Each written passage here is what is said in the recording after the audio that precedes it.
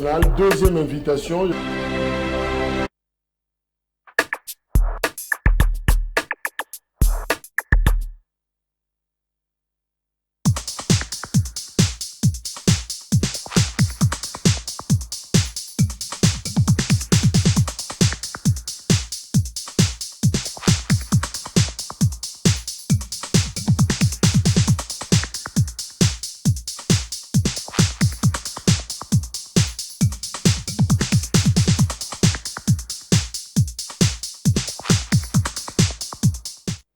Merci la fidélité Nabilo, la premier numéro et un grand forum pour cette semaine sur Perfect Télévision, tous en direct à Kinshasa, lundi 19 décembre 2022. Encore une fois, merci Hervé, Nabilo Manso, c'est la 21e semaine, il y a année 2022, au Ezo Kende, la ligne droite Nengo, pour se clôturer quelques informations. En République démocratique du Congo, à Sengina, Zimbabwe, extradé général en John Numbi, selon ma information, le bic général Numbi, Oyakima, Aza, et Batama, na Zimbabwe, oui, que général John Numbi, Aza, officier supérieur, na Katia Forces Armées, d'ailleurs, il a assumé ma fonction, il y a 4 toiles, Yem Tatalaki, inspection, il y a Forces Armées, il y a République démocratique du Congo, cité, pendant qu'Azalaka, Mokondi à la police nationale congolaise, Azaki cité, na double assassinat, il y a défenseur et droits de l'homme, Floribert Chebeya, P. Fidel Bazana, et depuis ce temps, bien que Bazongela qui procède à Mbala Ebele, John Nunga Tigali ko comparaître, Bazako Sengaske à comparaître, et voilà, depuis qu'il est parti. Indication PSI Kazan à Zimbabwe, alors le gouvernement Zimbabwe extradé, tout dépend, la réponse Oyo, couper ça. Information dans le monde, il y a travail, tentative, il y a corruption, il y a inspecteur du travail. Mais justement, falsifié, calcul, il y a des comptes finaux, il y a travailleurs, l'entreprise Transgazelle, Pain Victoire. 2 entreprises wana boyebi ba kolonango expatriés libanais au bazako géré Transgazelle Pépin Victoire selon ba travailleurs pesibiso information lobby que c'est comme si ex-patron na bango parce que travailleurs wana musala na bango et sili alors bazako zela de compte final alors lobby ex-patron na bango moni bazala information au ezolo na bango que tentative ya corruption c'est-à-dire bazo senga na inspecteur tant ko calculer des comptes finaux il y a des travailleurs on a balongo musala meka ko falsifier yango pour que kitamo muke pour permettre bango futengo alors travailleurs contacter biso balobi baza ko singa na toutes les autorités au bazana secteur il y a emploi et il y a travail, c'est-à-dire en commençant par le ministre qui non assez parce que l'inspection du travail au ezomi na 15e rue na limité basengi na continuer soana bakota likambo oyo batala yango malamu pour que et même biso na situation moko ya malaise social était justement pendant ma période oyo ya ba festivité bazozela mbongo na bango musale sili pia bango de compte final bakendo lukavi na bango ndenge mususu alors ceux qui kakoli yango futa bango na muke parce que balingi travailler conditionner inspecteur du travail. Je crois que pour na bango kobimisa mobulu bakozala d'accord na côté et voilà je crois que ministre du travail et batunyo so baza na chaîne wana na monde emploi et travail baza obligé ya kotala likam mais et le copé zo sala pasi très souvent congolais na mboka bazo zalaka esclave je ne veux pas dire ya mindele to ya bapaya pour que le baté que to eza xénophobie tozo mais prêcher batuba ina bapaya mais très souvent congolais baza esclave na mboka na bango moko mutu aluti libanda ye créer business na ye congolais baza ko travailler mais souka na weza kama torture bazo nyokola ko futa batuma mabe 40 000 francs congolais au futa mutu salaire na Congo lelo oyo eza insulte mais au salema généraux na biso bazo monane bazo gifler travailler congolais tous les jours ministre député te belé baza ko mona yango mais personne ne dit mot finalement on se rend compte que ça sert à rien to funda ka France Angleterre même si tu soutenais qu'Argentine, lobby en tout cas beaucoup de personnes contre la France, la raison bango va penser que non, c'est faux. Le problème il y a Congo de foi, et ça va congolais bisomoko, motema mabe na biso on s'organise pour faire du mal, la bande kona biso par exemple bakaya boye, nos inspecteurs du travail, comment ba ko travailler yo au falsifier calcul il y a de compte final contre qui? Contre tes frères. Peut-être que Bokilo n'a rien à donc en réalité, tu ne fais pas du mal à quelqu'un d'autre si ce n'est à ta propre famille. Donc voilà, qu'on rappelait, nous interpellons toutes les autorités pour que Batala sérieusement l'Ikapouana. Désormais, société à Sikande, Bandako, c'est la République démocratique du Congo, Topipa congolais, passeport biométrique, Congo et société. Entreprise Dermalog, Ezaya Allemagne, Bango d'ailleurs, Bazana chiffre d'affaires Moko. Il y a 78 millions d'euros. Et Mongo Batie pour la Kosala, passeport pour la Congolais, et ali 48 millions de dollars. Nous avons négocié, Makambouana, démarche, ce Salemi, ministre Christophe Lutundula, il y a Affaires étrangères, Yemokonde a piloté finalement la négociation, la Boébique Dermalog a remplacé l'Ocosem, Semblex, au Bazalaki avant, la contrat, il y a conception, financement et production, il y a passeport biométrique. Donc, on peut se dire, ce qui va finaliser le processus, les Congolais auront de nouveau passeport Nabango. Mais la grande question, est-ce que vous pouvez fabriquer un Robisomoko Awate? Ce sont des questions qu'il faut se poser. Hôtel de monnaie, tous les imprimés de valeur, est-ce que tu as carte de lecteur, tu as le passeport, tu as fabriqué un Robisomoko Awate? On ne comprend aussi au-delà de tout, et ça rappelle parce que les bateaux, ils vivre bien dans le marché local là où il y a un passeport. Mitterrand, Azalabiso Elongo, Nimi, Yaza, Kabiliste, Kabila Forever, toujours Kabila, Libela na Libela, voilà ce que ça veut dire. Donc, Seko na Seko, Kabila, de Mitterrand, Mbote. Mbote, Koulote Jacques, na Pessi Mbote, na Bakongoma, nous sommes Rolanda Bichot de partout. Na Pessi Mbote, pas Koulote na Ngoma. Et na opportunité, na Européen, autorité morale, na Joseph Kabila Kabangi Mbote. Et na coordonnateur ya Kabila Forever Junior Petit et na opportunité na ko compatir na bandeko nyonso oyo bakufelaki na mayelekaki mikolite koleka pona manque ya gouvernance ya ville province de Kinshasa na kolé l'ensemble na bango et à chaque fois toko yebisa bakongomani ki babangate 2023 ils allaient déjà à la porte toko sala nyonso enfin to benganela bango ndeko chulo. Voilà un peu. Bonne nouvelle de Tchad. Bande de Tchad va souffrir. Déjà, tous en la première. Évidemment, Tchad, ils ont jamais naté. Donc, tu rappelles la Tchad de Bisso Koto, tous en la Tombalbaï, tous en la Biossoa, tous en la Tchad de Bissoa. Tchad, il Kouloutou. Tchad, n'a pas mais les conditions sont déplorables. Tous allés dans la terre. Vous pouvez imaginer pour nous comme on a la 4 heures pour nous dans le centre-ville. Tchad déjà permis à l'université. Ils ont Lemba en fait. C'est la commune où il y a Lemba. Non, Tchad, ils ont Lemba. Mais ils ont proximité dans le plateau de professeurs. Et moi, à chaque fois, nous avons lancé appel à Tchadien, nous avons établi confiance. Donc, de voies et moyens, enfin, on a des conditions inhumaines. Parce que l'UDPS qui nous a chanté plusieurs fois, que bazali ba socialiste mais on vrai dire batikala ko zala jamais ba socialiste ba égoïste ba le plus ba intérêt à parti politique na bango ba le plus intérêt à famille ba le plus diaspora ba chekoulé ko ba biso awa au lieu ba traiter les vrais problèmes ba congolais mais tout ce comme on a il ont ça la mité à chaque fois na ko lancer appel à autorité morale na Joseph Kabila Kabange parce que je m'en souviens encore en 2011 Ndekoto papa Etienne Tshisekedi sur France 24 ba tourner situation Congo alobi la non assistance à danger ezali crime.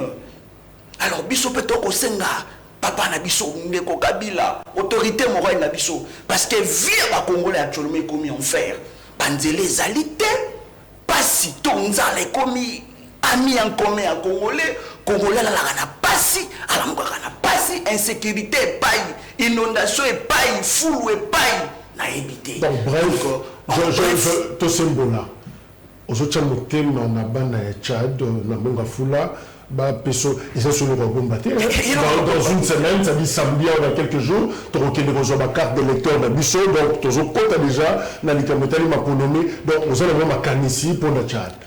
Voilà, et à chaque fois, on appelle là-bas, Tchadien, sur Monga Foula dans l'ensemble, et puis, Congolais, on se faire enrôler, parce qu'au moment de l'élection, ils allaient la seule voie où ils ont un changement, où ils ont la population, Apona, Aloka, Balobelinaye, alors, Bisso de Zalouana, pour défendre Bango, étant que nationaliste. Merci. Donc, pas s'enrôler massivement, parce que dans plus ou moins 6 jours, merci. Je crois que le message est commis à Tchad, Mamoni Mitterrand, à Zawana, et je crois que Tchad, Oyo, Yaba, Liota et les autres, et je crois que Bakoye, Babangomoko, comment rectifier Makambo, na Mikolo Oezali, Koya Claude Ngoma, Zanabiso Elongo, il y a un nouvel élan, Claude Ngoma, juriste, Ndeko Claude Mbote. Mbote Mengi Ndeko Nangai Jacques, également Mbote Ndeko Nangai Jérémy.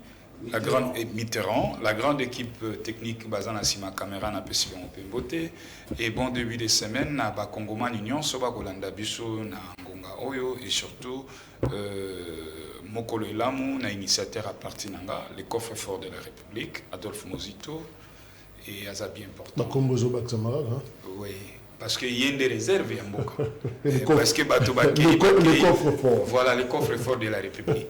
Donc, ils ont contraint. Et il y a que, bon, mais souvent, où est-ce que va avoir une expérience alors qu'il va gérer à moi partie à province. Au gérer province, au gérer Mboka, donc vous avez une expérience. Donc, à un certain moment, c'est un bateau. Il faut être honnête dans la démarche. Ce n'est pas que ce que gérer qui province, ne écoupé son bela ou ya to makoki ya ko gérer Mboka.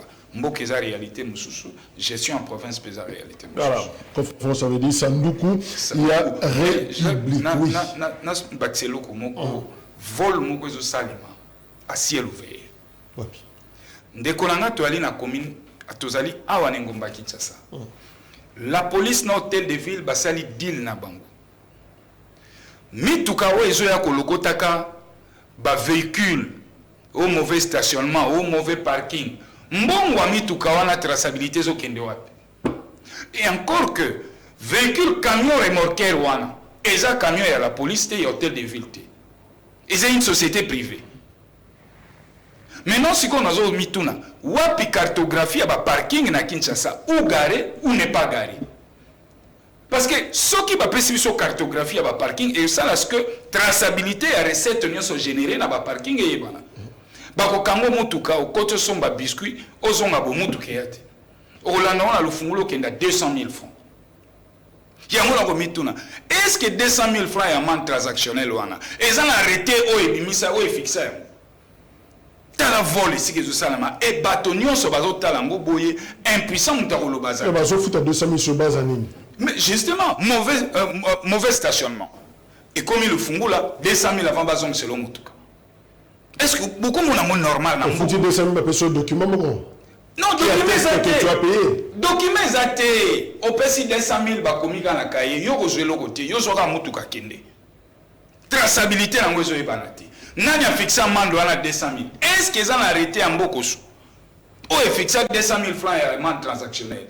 Et il faut que ce modèle ni un partenariat où ils allaient entre hôtel de ville, la police, la société privée ou comme on a payé parking. Donc, tant que je ici qui vend. Et puis, je seulement, mon colonel Mikolo recette ya ko sakanate. Quand il magasin au son battant mayo bi mamou kiyate. Mais justement, il y a un zo betambela la société paye parking. Hôtel de ville, dans la police nationale, le général Sylvano Kasson. Le général Sylvano Kasson. Même si on continue à 4, au moment où tout le monde a si moi au Pandi, côté au guichet à la police. Bon, toujours est battu. Gestion ya mbongo les autres salamandeni. Contrat est lié bango to na posa to ye banango. L'entreprise privée wana azana part il y a combien? La police azana combien et la ville gagne combien? Pour la traçabilité ça. Il y a limbongo la biso bako banda ko rançonner biso boete. Mais on a bêti Mela, Sylvano Kassongo, gouverneur de la ville, Botier la Bisso, Oezali, contrat et partenariat lié. Bino, monsieur Alingete, t'as la gestion et locaux. Parce que eux peuvent nous tout. Merci.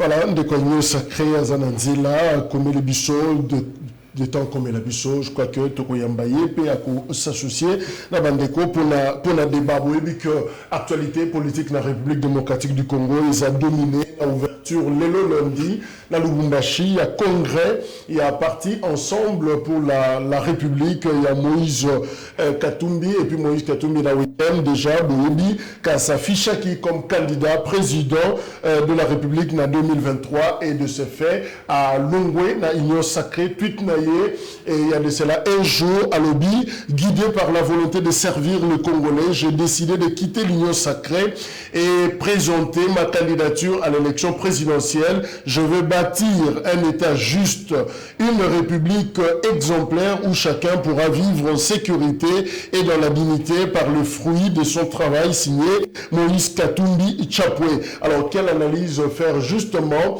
la position Oyo Moïse Katumbi Azui? Est-ce que l'histoire se répète année où avec Joseph Kabila, Moïse Katumbi Alobi serait candidat aux élections de décembre 2023. Tolanda, cet extrait, il y a interview, il y a Moïse Katumbi sur France 24, Radio France Internationale, et puis Toko Zonga pour la co-analyser. Comme la situation continue à être chaotique, je dois sauver un peuple en danger. Et je serai candidat en 2023. Mais je dois avaliser ma candidature au congrès de notre parti le 19 à Lubumbashi. Donc je serai candidat parce que j'ai une vision pour mon pays et j'ai un bilan quand j'étais gouverneur et j'ai de l'expertise aussi dans notre pays. Oublions le passé, voyons voir l'avenir. J'espère que Kadima sera à la hauteur pour nous donner de bonnes élections. C'est vrai, il va être très difficile, mais il reste une année.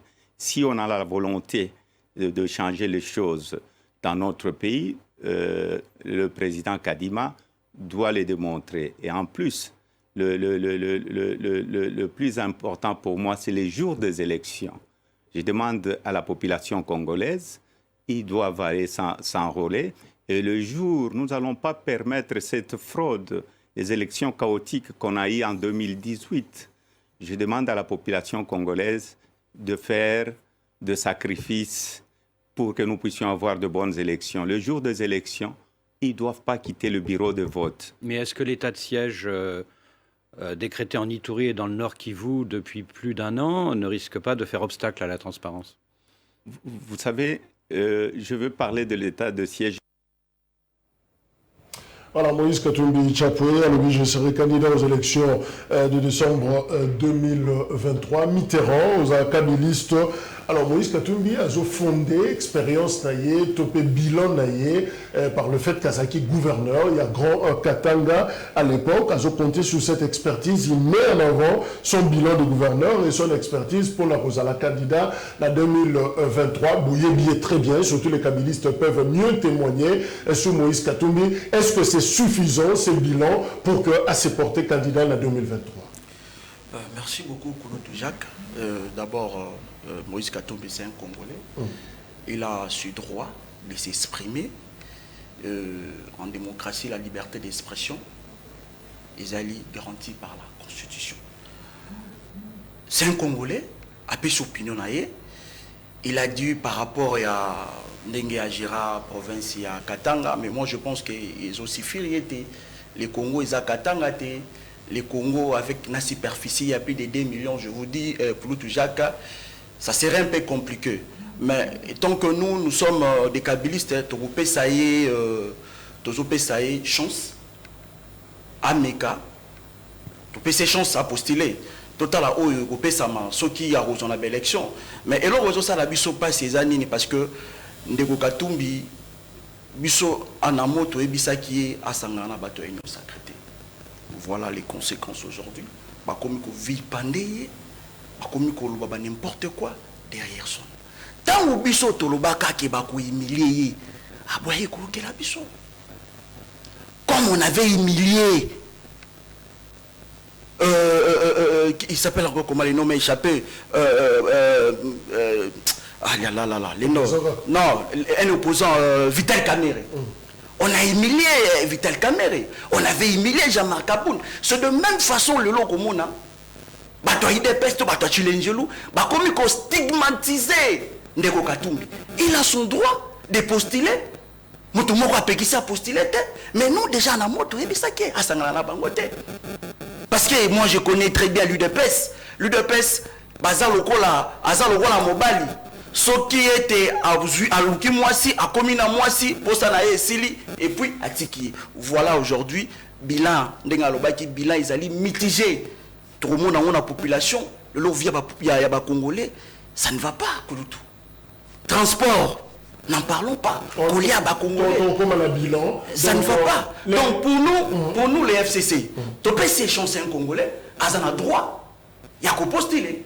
Donc je pense que c'est ce que je pouvais d'abord dire dans un premier temps. Claude Ngoma, est-ce que vous pensez que c'est suffisant pour Moïse Katumbi? C'est vrai que Moïse Topé Aza s'est déclaré candidat pour le compte. Il y a un nouvel élan. C'est vrai qu'il y a Patia qui est en avant, expérience en tant qu'ancien Premier ministre. Est-ce que c'est suffisant pour Moutou? Aza a déjà l'ambition parce que Moïse Katumbi a dit j'ai une vision et un programme pour reconstruire l'armée et la sécurité de mon pays. Très bien.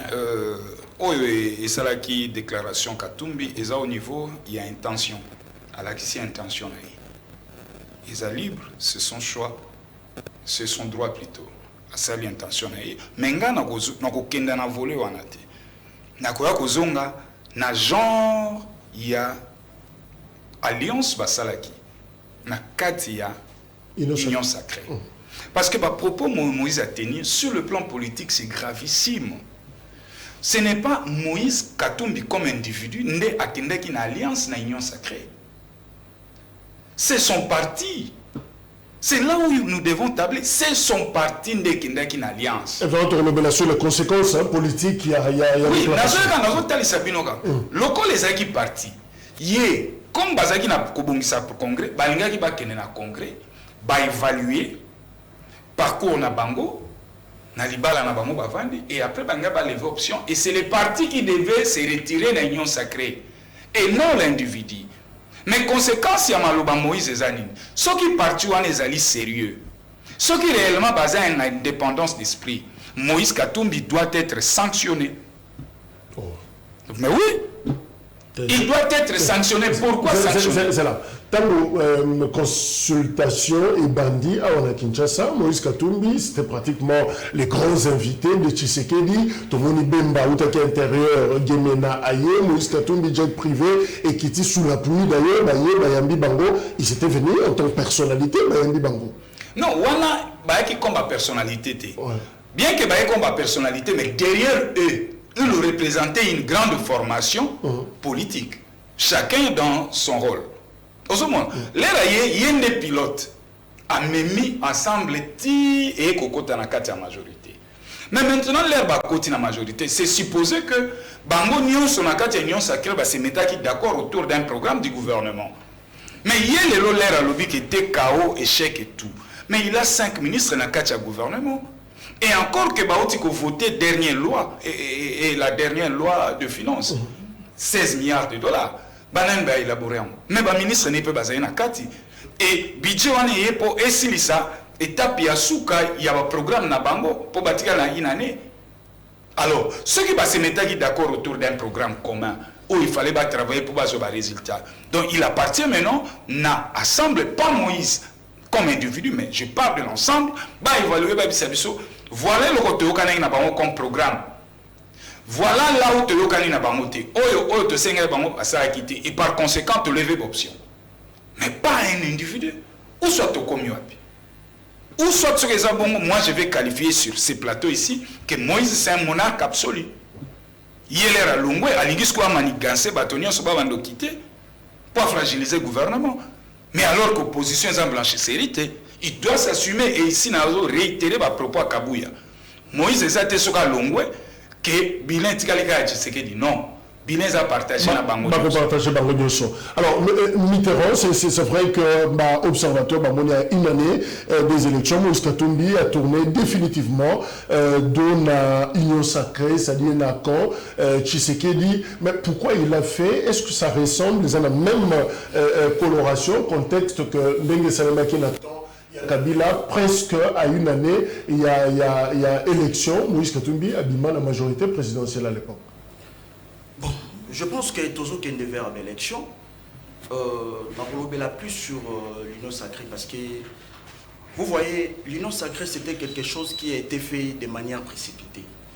L'essentiel est là qui va mettre Ndeko Kabila à la porte, afin que va constituer le logo sale, parce que j'ai toujours dit ce qui est sacré c'est pur, ce qui est sacré c'est propre. Mais dans le cas de l'union sacrée, vous allez comprendre qu'il y a de bavures, il y a des détournements, et ça de manière incohérente. Mais ce qui est un peu est-ce que Marambo Ndeko Kamere, disons Moïse Katumbi lobby, est-ce qu'ils ont fondé ou pas? Sur le loi, c'est retiré ma base. Parce que tout le monde a l'union sacrée, ils ont le rôle à battre aux autres qui ne chavirer. Il a plein de droits à quitter. Il a parlé d'un cahier des charges à l'Obela Mokonzamboka qui n'a jamais été respecté. Madame Malobi, après d'ailleurs exemple Moko, il y a Souka, à l'objet loi de finances actuelle, va participer à en loi de finances, il y a des expressions, il y a gouvernance du fait que Bango va participer, c'est-à-dire Azana Bango ensemble. Mais depuis qu'elle c'est pas aujourd'hui, moi je le savais depuis que Ndeko Katumbi n'était plus avec elle. Il a déclaré ça plusieurs fois, qu'il n'y a rien de marché.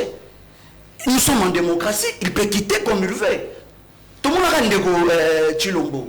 En 2018, quand il est à Genève, Alumba carrément. Lorsqu'il a trouvé que rien ne marchait, il a quitté. C'est de même façon, Ndeko Katumbi, il a ce plein droit. Il a quitté quand on trouve que les choses sont que les madame Kouloutou Jacques.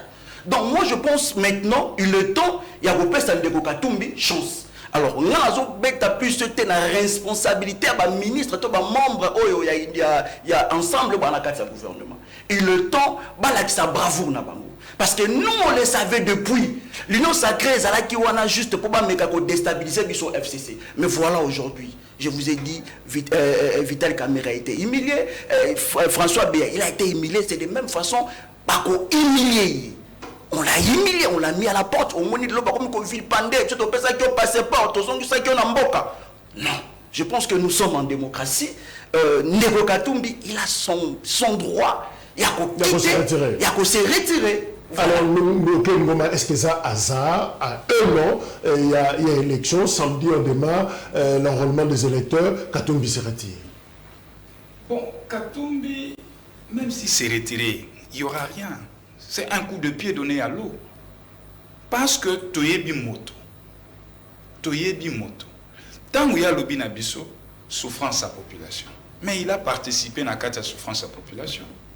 Vous savez, aujourd'hui, à un moment donné, quand nous sommes dans la vie politique active, il faut savoir s'assumer. Malheureusement, Katumbi ne sait pas s'assumer.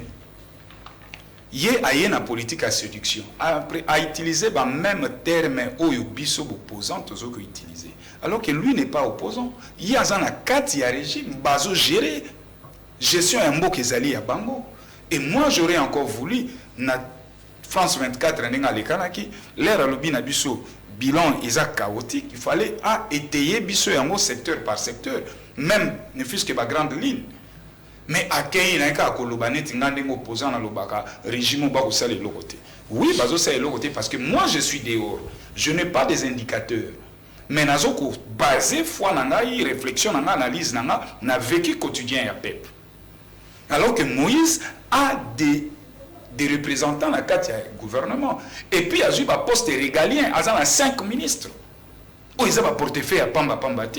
Mais comment voulez-vous un monsieur qui a des représentants dans le gouvernement, mais il vous parle sans pour autant argumenter avec des chiffres et secteur par secteur. Maintenant, on a un programme lié à l'armée, à la réforme à l'armée. Est-ce qu'au préalable, le programme là-bas discuté qu'on a 4 réunions secrètes? Parce que le programme, il y a gouvernement, et ils ont supposé qu'ils ont fusion il y a un programme nyonso ba partenaire au bosanga na bango mais il y a zone jeu, c'est-à-dire sa vision. Voilà, il y a Moïse c'est un monarque absolu et un monsieur pareil représentera un grand danger une fois à la tête de notre pays parce que il y a le bien dans le programme moto zaki na bango na cheval il y a yaki nani parce que bato ba bunga te to uti na bango na lamuka lelo lamuka mutazo gérer azana kati ya gestion ya mboka à 80%. Et ça bato to zaki na bango na lamuka to lo ba vérité mais bango nyon solaire ba koti qu'est-ce qu'ils ont donné 80% à lamuka ndem mutazo gérer lelo to lo ngola union sacrée to lo ngola soki batum parce que nous ensemble to zaki ensemble pour vous dire que l'air bango ba kei ba yaki na lo côté. Et donc, par conséquent, moi, je ne peux pas passer l'eau qu'on appelle plaisanter. Bango nyo suba kotatone. Tu sais que ndenge moko, ayaki na programme moko te. Ya yekutu mwanda mwa programme o facha yaki na mweza Yves François Mwamba mutayaki na. Ngana oza honnête na olubango. François Mwamba. Oui, Tshishimbi. Yemta yaki na programme oyo a élaboré ki programme o facha portaki. Na Genval. Est-ce que batu bayi bien? Moïse yaki na nini? Ben bayaki nani. Donc eza ba réalité oyo ba vérité oyo ba te sengeli bayeba. Ngapa na nga Moïse, oui eza chapelet d'intention asali ko déposer candidature, eza tumba mulai. Ba ko valider to ba ko valider te. So ba valider ba retenir candidature na yo. Na suka na mo okozwa to kozwa te. Et puis so kozwa to kozwa boni. Donc démarche est encore moulay. Mais ngai étant que politique, nazo ko dénoncer ici comportement ya bali modèle alliance na biso salimak. To sala ka alliance ya mabe, alliance est mal négociée et ce sont des alliances autour des individus qui sont des alliances basées sur un programme priorisé et détaillé. Il y a un banda 60 tilelo, toujours qui n'est pas. Évidemment, première offre politique. Alors, Mitterrand, je reviens d'abord à un combat politique aux alliés entre le camp Katumbi et le camp Tshisekedi. Mais est-ce que Tshisekedi, je parle de son camp, a reçu le camp Kabila à l'époque, tant que Moïse Katumbi s'est retiré, justement, à une année des élections? C'est un moment où on a des débats sur les origines de Katumbi. Tout le monde débat, il y a avoir des complications dans la société, et bandit, exil, et finalement justice, dossier,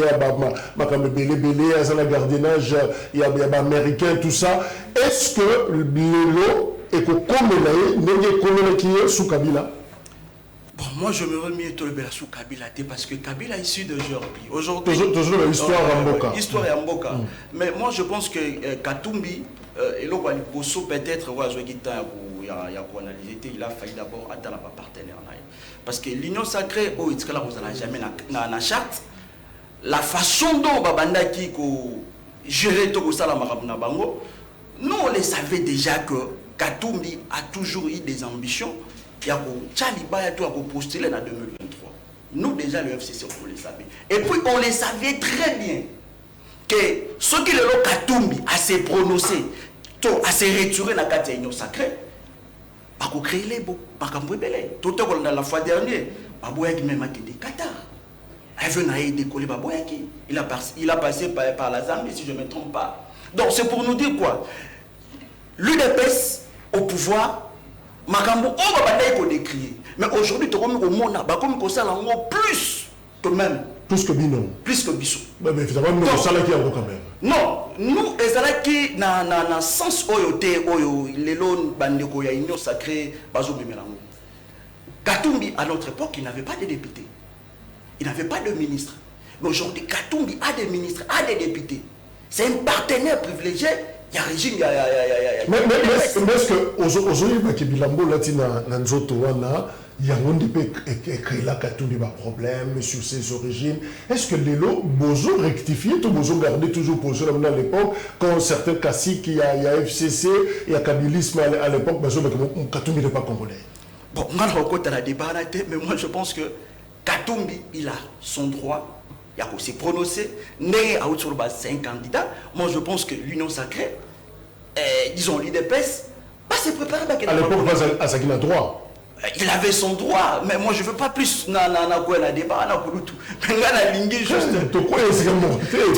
Parce que vous êtes mieux placé l'expérience parce que vous avez un problème dans Moutouana et que Nikamangwe s'est répété. Vous avez dans le but indiqué pour vous plus la lumière sur ça. Katumbi est congolais. Katumbi, selon moi, jusque-là, on a dit que vraiment, na doute specté, na pas affirmer. Mais moi, ce que je connais, c'est un Congolais, il a son droit, il y a une candidature, mais loko ndenga na komuna mabe, c'est l'union sacrée, c'est l'UDPS.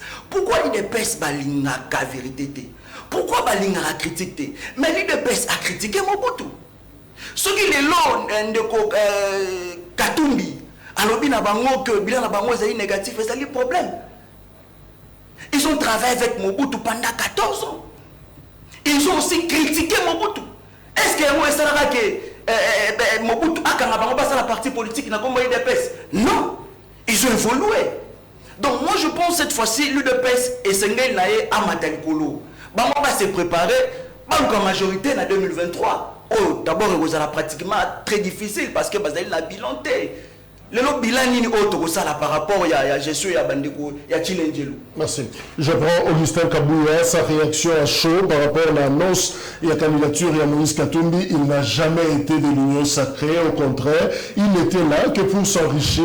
Voilà Augustin Kabouya Moutalobi Yango. Nous avons interrogé Jean-Didier Maéché, Azali Mokoya ensemble, et plus précisément Azala qui cadre la partie à José Ndundu, PDC. Alobi, la question est-ce que vous communez à opposition? Nous avons été opposants depuis longtemps. Il ne restait que de le dire publiquement. Voilà.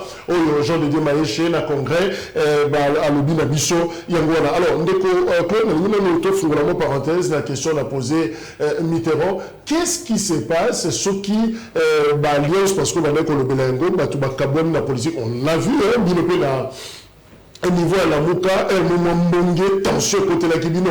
Ce qui est comité la politique, qui est moins divergence ses alliés, mais riposte, ma réaction, et comme ma baie, tout le monde n'a qu'à Katumbi. On a mis en doute ses origines. Tinelo, débat, on a Isako combat, exil, jeune désavoir, on est justice à côté, ma Kambuyango. Alors, monde opératoire, on a pourquoi et ça le Makabongo n'a espace politique congolais? Non, d'abord, on a souligné le comment. Parce que même tout à l'heure, on a Zoya, on a l'andi Francis Kalombo, on a PC Mbote Sigazali, on a l'andi par rapport à la nationalité, il y a Moïse Katumbi, Alobi, Moïse Katumbi, Aza Congolais d'origine. Alors que Francis Kalombo, Alobi Mabé, Moïse Katumbi, Aza Congolais, mais pas d'origine. Pas d'origine. Non, c'est-à-dire que ce qu'on a Congolais d'origine, c'est Anganayo, Bakoko. Bakoko lolo, bakoko, papa na maman. Nde biso ba congolais d'origine. Moussousou az étranger, a une nationalité congolaise par comment ba pesier yango ya kopesa. Il a demandé ba pesier yango. Au regard il y a mibe qu'on a vu son procédure à la matière ndenge za prévu.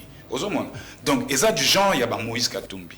Parce que, il y a mon kwazo kenda kolo bambisi na ba pesi interview. Malobani na lobaki na bandela moté ba fi de ezali.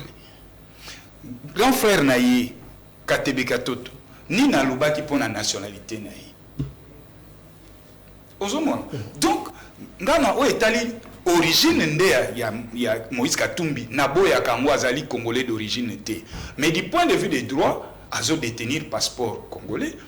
Aza na attestation de nationalité. Et cela ne dérange pas sa candidature. Te wane ko déranger en côté parce que eza ce cas qui nango a garder qui nationalité d'origine wane ngeza entorse na loi. Donc ici quand on a débat za na côté. Est-ce que tout dans le cadre de combat politique ce qui to bebani on se dit tout oui na cadre tu wana pe makambo ezali na ki Francis Kalombo lobi président mtapesa qui est passeport. Mais la présidence ne délivre pas de passeport.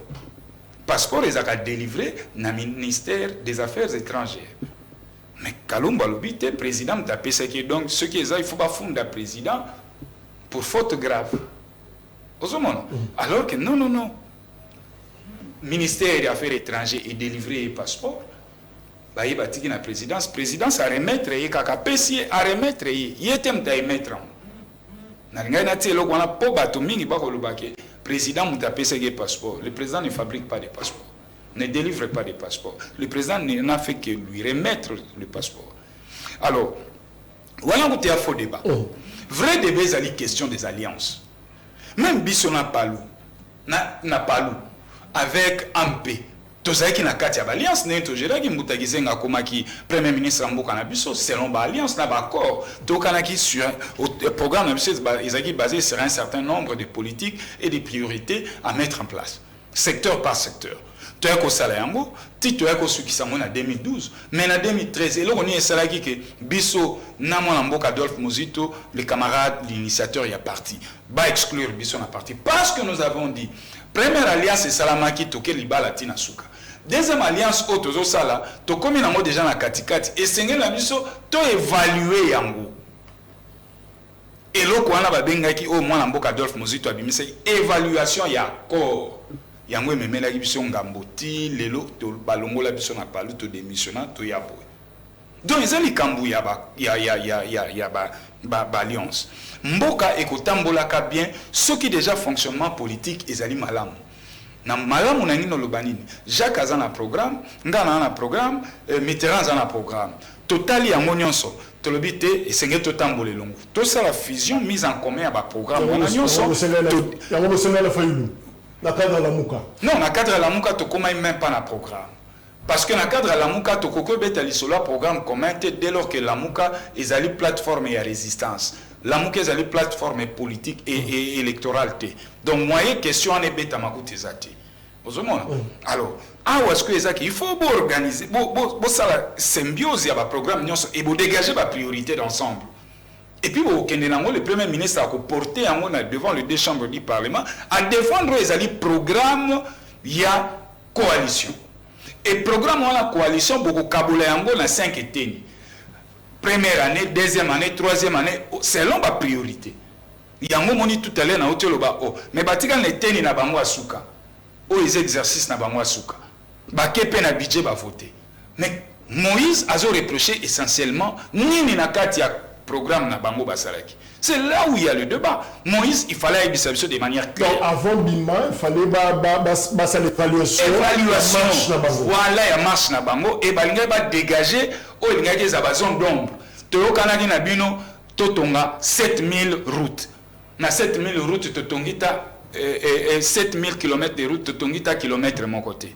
Pour la santé to kanaki ndena banako c'est la Moïse na terrain wana. Mais Moïse a salaki ba consultation, il a consulté des gens, tout ça, a soit qui formateur pour consulter Matunioso pour dégager une position. Est-ce que tu peux assimiler en côté na une évaluation interne? Non. Oh, il y a salaki zali ba consultation. Il na reconnaître bango et droit na bango. Mais Moïse alinga ko salani. Alinga ki ko sala séance de travail na ba ministre. Et puis baza ba ministre a pamba, un ministre à plan. Tala yo moko ministère à plan. Christian Mwando. Christian Mwando. Et un ministère moko transversal. Donc il y a un donné nyonso statistique. C'est là où Moïse a kokako bêta débat pour que Bissot enfin de l'opposition de l'autre bord tous à l'éclairer au regard des indicateurs. Mais pas dans le débat en exaté. Bon, on a vu ce débat autour d'un individu Moïse. Bon, on le soit à Kofi. Tout souhaitant monter. Donc, moi, que vous allez gérer par rapport à l'individu, non. Moi, que vous allez gérer par rapport à un programme, où il y a tant de motos à qui pour moto et bendete à Kokufa. Tant qu'il m'a commis au Tikala.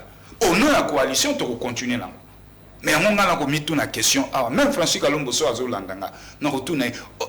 Ni bazo reprocher essentiellement na katia programme na bango bayo kanaki. Ba pesa biso ba chef. Ba pesa biso ba. En amont et ça les maquité, c'est ça les maquité. Alors Mitterrand, Claude dans le Billy Kamba alliance awa. Est-ce que Kabila Rocha Moïse Katumbi poids moko ya ba cadre ya quand Nabino a lobby que peut-être que Kabila Rosala candidaté. Mais ce que Moïse s'est prononcé, Bino pour soutenir Moïse. Est-ce qu'il y a des scénarios dans Bino? Parce que Makambozo Fungwama Malembe, alors Tommy Yebelara déjà avant. Merci beaucoup, Kouloutou Jacques, pour la question très pertinente. Je pense que la politique, c'est un monde d'intérêt. C'est un monde d'intérêt. Ce qui est l'on, Katumbi d'abord a quitté une sacrée parce qu'il y a Moni intérêt na kati ezali lisusu. Mais nous le FCC, je pense que jusque là nanu to sali accord mon côté, to discussion mon konanu, to agenda mon nanu te na force politique mon nanu salamité. Donc biso toujours ba décision o euta ni hiérarchie na biso ndé ya communiquer biso et puis to ya pour to communiquer. Mais jusque là et là comme mon nanu salamité alliance tout ensemble et là mon nanu salamité. Non encore mon konanu et c'est préparé. Mais moi si je vais encore marteler quelque chose, parce que le Bélango trop likamouba pesa ki ndeko katumbi passeport qui n'est pas congolais. Mais en amont va pas passer passeport. Bah ba kita zaki congolais. Toi zaki congolais te ba kita. Parce que pour ça qui pas question te. Pourquoi kaka lotango ndeko katumbi a se prononcer pas comme ko bimisa ba n'importe quoi. Pas comme ko ba bientôt là ba ko landele na loi tiani. Ba ko tchango sur la table. Ba limba ba na ko gérer ba bien aye. Pourquoi? Mais comme un passeport, on les a par rapport à la bino, tu vois le bi, au fait, bazo vanté, entre guillemets, faveur au Bassali, bino, bopimi la qui est, le bango, baye, bazong ici, azala qui n'exile, il se réfère à la photo, Moïse Katou, na Salomon, la musique, bango, ba cotiser la carte, c'est par rapport, na époque, Kabila, bango, il considère que Bassali lié bolam. Mais, non, na sali moninga bolam. Mais c'est Katou, binde, c'est bango, poids. Parce que sans ensemble, l'union sacrée ngozala comment? Bah on va se servir de na Moïse Katumbi. La politique c'est un monde d'intérêt. Je veux dire quoi par là? Aujourd'hui, nos politiciens doivent être responsables. Avant qu'on s'engage, soit... La question va pour bosser la montée. Toto Kanganini, Moïse Katumbi demain. En attendant aussi sa réunion à Bino, à s'allier na Joseph Kabila ou na Olive Kabila Lembe à Rosonane. Voilà, tout ça le réunion. Jusque là, nous se prononcer. Donc nous les FCC, nous sommes en train de travailler. Donc nous sommes en train de travailler. Nous allons voir tout ça là, alliance na force politique nini. Mais je pense que moment où tu allais plus que l'on s'en appelle la population. D'abord qu'on sait faire enrôler. Merci. Voilà. Moïse Katumbi, en tout cas certains acteurs, il y a quand nous avons été opposants depuis longtemps. Il ne reste que le dire. Jean-Didier Maïché, là où tu as cité, mais Katumbi bien sûr dans opposition, peut-être résistance. Il va retrouver Adolfo Mozito, Fayoulou, Matata Pogno et les autres. Bossou Fongolo Maboko, Yambi, Boyambaye, Malam. Mais cadre, il y a ensemble pour la République et c'est batanga mibeko surtout batanga la loi portant statut il y a opposition en RDC nani azali opposant nani ali opposant c'est lui qui est opposant ils a oyo azana kati ya gestion de ya République c'est celui-là qui est reconnu comme opposant mais l'air yozana bato na kati ozaso opposant et ça c'est la loi ozaso opposant vous constituez la partie majoritaire que vous gérez. Donc, on a la sensation parce que Naïbi Dieudonné Maïch est très bien, c'est un jeune, Naïbi est très dynamique, mais ce n'est pas aucun daboué. Comme moi, on a compté l'obito sur relève. Na modèle. Mais à l'obit que Balongwe, ça dit, ça, il sous la gestion. Non, c'est-à-dire. Est-ce que ce n'est pas suffisant pour que l'opposition? Les Kambozo Kabola bis Ngaïna Bangweza Moko, Yako Longwa. Des individus Bolongwe. Mais il faut matérialiser par un acte. Parce que ces individus-là, bazali ba membres, ba cadre, il y a alliance, il y a nani, ensemble. Il y a ensemble. Ngana longwe, c'est que natiki ensemble. Parce que si on a longwe, il faut poser acte, soit de mission. Entre autres, notamment de mission, on a déposé deux missions ensemble, on a longwe comme individu. Ou on a des marches cohérentes. Mais tant que vous allez dans le cadre kakaya ensemble, mais on le dit que na longwe na ma union sacrée. Oh. Mais au long na ndengeni pour les balles au kendaki yangwana ezondre moi si na libala moi si alobité moi si alobité nga na longwe na ngai mais alongwa tiki bilamba tiki basana tiki na bana libala za bongo te ba kutana ki bango nyonso na nzela ya comment ya alliance et ce qui le Moïse a joué qui 5 députés wana c'est au prorata ya il y a représentativité naïe, na 5 ministres, c'était au prorata, il y a nombre au Azali Namo, il y a des députés na 4. Donc, il y a une matérialisation, il y a rupture, et ça, ma ministre, il faut ballon. Mais oui, non, ma ministre était ensemble pour la République, nous se fait l'ongwa. Pour contrer ça. C'est pas suffisant, il faut former expliquer nous sommes. Bayo Kanaki. Moïse Temta Salaki alliance personnelle na Tshisekedi. Ils allaient par alliance autour, il y a un parti politique. Or, Moïse Azali pilote, il y a un parti politique, il y a un ngomba politique, il y a un qui est ensemble. Baza va partenaire. Voilà. Alors, ce que Moïse a lobby à Longwe, c'est supposé que alliance Moïse a une alliance personnelle, individuelle, entre Yé na Kabila et Yé na Tshisekedi. Pour y aller au Banabi, à Longwe. Au moment où il y a des démarches, normalement, Yé à Kokyo Longwate, c'est ensemble pour la République, mais il faut pas Longwa. Dites-moi maintenant, Yé Moïse a bien Longwe. Les députés n'ont pas toujours majorité, non? Dans le Parlement. Yé Soga Longwe. Les députés n'ont comportement dans les années. Bamonde Batikali, dans la carte de majorité, ils ont composé plus de députés dans la carte de l'Union sacrée dans Bamonde ensemble. Mais bon, ils ont de sacré parti politique. Oui, mais même là, c'est encore une bourde. Il y a un Sabino que Mboka a vu ce photo par rapport à la texte. Par rapport à la texte. Parce que moto a accueilli, bon, n'a autant à autocombonité. Tous hommes à la voie à l'Ikambo. Sinon, on a santé politique. Tous hommes à la voie à l'Ikambo. Papa Nana, la question des alliances, c'est une question éminemment importante. Nazongi. Moïse a lobé à Longwe. C'est que, premièrement, Moïse a fait alliance Kakana Tshisekedi Bamombali. Mais ce que ça, alliance Tshisekedi Basalagina Moïse, comme étant individu. Moïse a lobé à Longwe. Alors que, ministre son premier ministre, c'est un ngomba politique. Sans Malukonde. Ah, tu parles d'Ani Banza. Azan ngomba politique à Moïse. Donc, plateforme wana nyonso, il faut ba lever option. Il y a un autre ça. Il a pas ministre Longwa. Oui, parce que banga ba Longwa ndeni, on a une telle procédure ndengeza. To kotaki to signer qui contrat. To travailler autour d'un programme. Bon, le lot moni que souffrance a peu plaisant madame. Ils ont s'améliorer. Qu'est-ce qu'il faut faire dans un cadre extra-institutionnel? Bakokutana Premier ministre, ministre, cadre, va déjà congrès. Va évaluer les 3 ans à Bamo et Libala. Les 3 ans à Libala, il faut évaluer.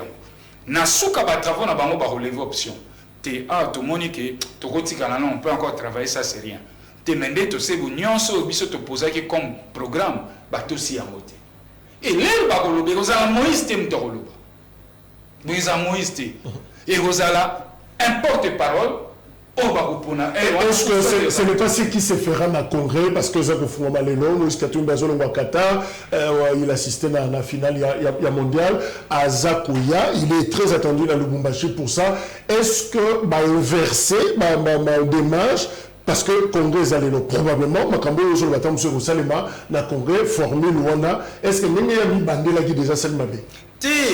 Formule Wana topé débat négoce à débattre dans le congrès. Congrès tu es besoin d'un objectif nango. Soyez pas sûr débat na congrès, babuki o ezali objectif ya congrès. Babuki yango. Congrès tu es objectif na yango. Congrès est validé et que travailler d'abord autour d'un programme, offre politique, ou va présenter na peuple. Congrès est statué autour ya moto o ya même programme wana na présidence de la République comme candidat. On a un objectif, il y a congrès. Mais on a une évaluation, il y a un programme, on a aussi un signal qui. Tokana na Jacques Nini, Totambo na Jacques Inane. Mais Jacques Nini a tout cité, on a la Claude Nini a tout cité, Jacques Asenga qui est. Et au regard de ça, voilà, tu relèves option, tu dis T. En tout cas, les moments politiques, action, exact. Et là, il y a un point de presse, au moment où on a même un indicateur. Que voilà pour na boye.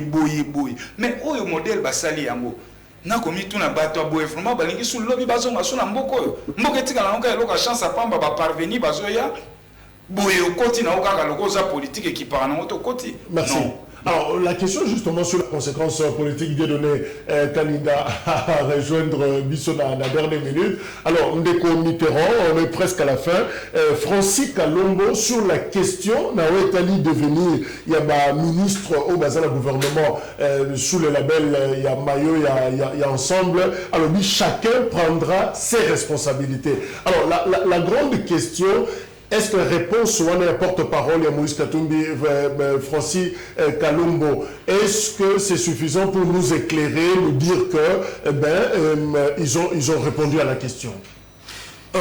Je pense que Francis Kalombo, il était clair, très explicite. Il a beaucoup plus parlé de la responsabilité de chacun, disons, à Kati Yakouver. Cela veut dire quoi? Tobine Mambo Salamaka. Baroui Bisabiso, non. À soutenir vision Mokonzamboka, n'a pas démissionné, n'a pas servi pays. Alors, et là on va au Bossana, et ça n'est pas Moïse Katumbi à fabriquer bango.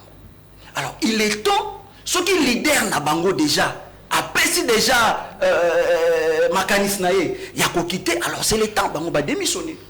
Bango na gouvernement. Et s'il ne le faisait pas? Tout le monde m'a remboursé Karanamboka. Tout le monde après quelques temps. Tu as un regroupement, soit tu as un parti politique pour nous soutenir une négociation en 2023. C'est clair. Parce que l'Union sacrée est basée sur l'objectif de déstabiliser le Katumbi. C'est clair. On n'a même pas de député, soit tu ministre, on n'a pas démissionné. Parce qu'il faut faire partie de la parcours. Merci. Alors, deux données candidats, nous sommes désolés. Moi, il y a parce que l'émission ici, tu peux sur beauté pour un sacrifice ou au monde, c'est que le monde a pouvoir, même mobilité à Congolais, c'est très compliqué. Tant que tu as solo baké, que tant que les commis passent, transport et passé, Dieu m'a dit victime d'Yango, voilà, sacrifier émission. Est-ce que Moïse Katumbi départ c'est une surprise pour vous? Est-ce que est choqué Bino na quand tu sais que dit et vous avez le premier mot et dernier mot pour conclure. Bote na bana nyoso Congo, en tout cas bolimbisi mwa moke.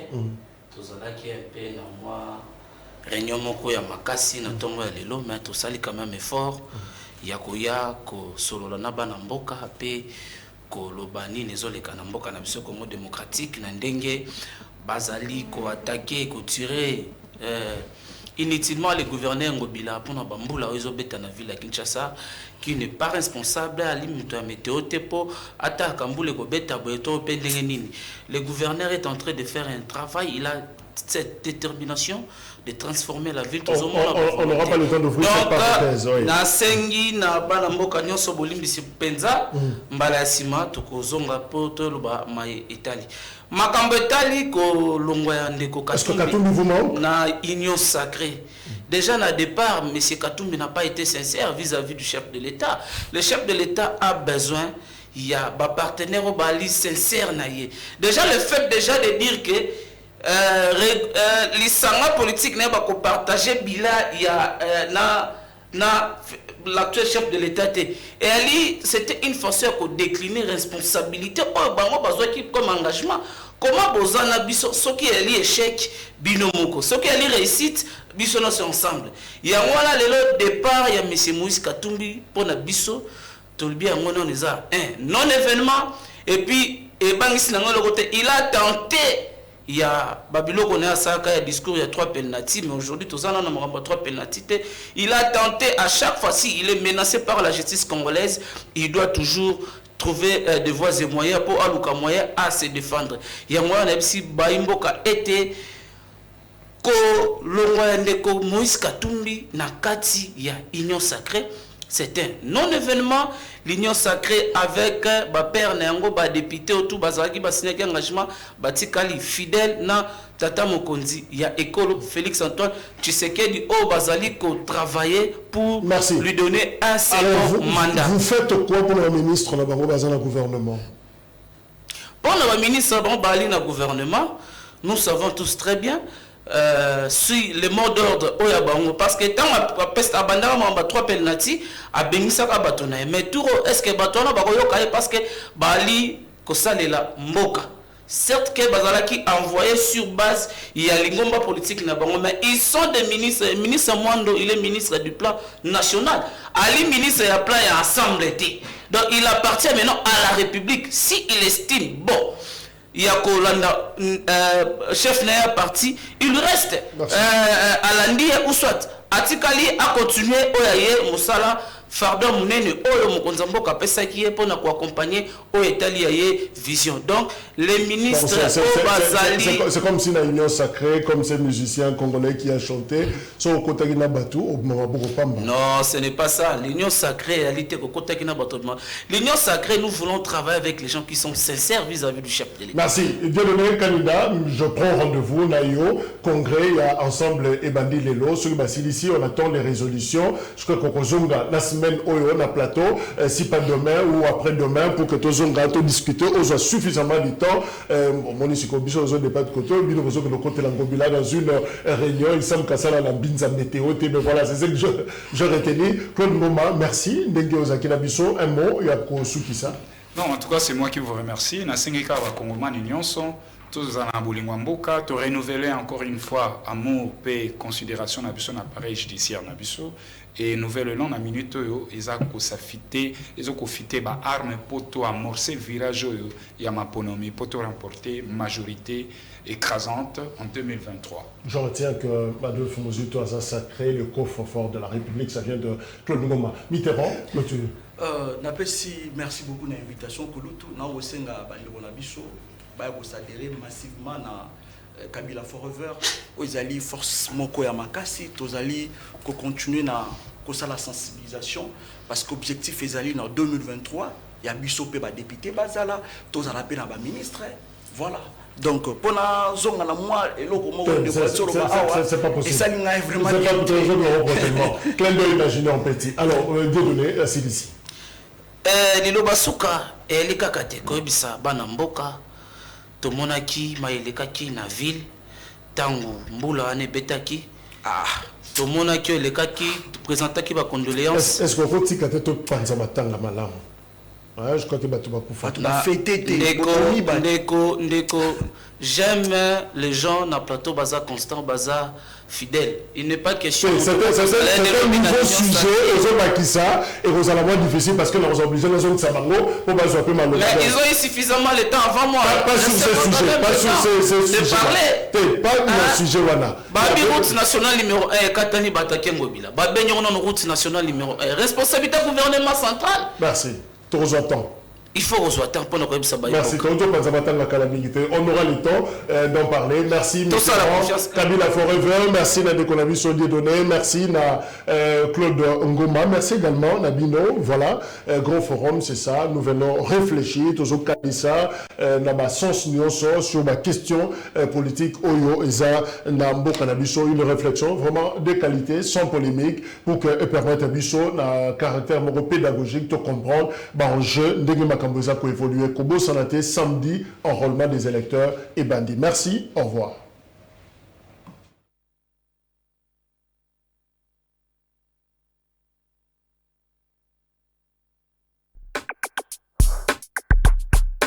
La deuxième invitation.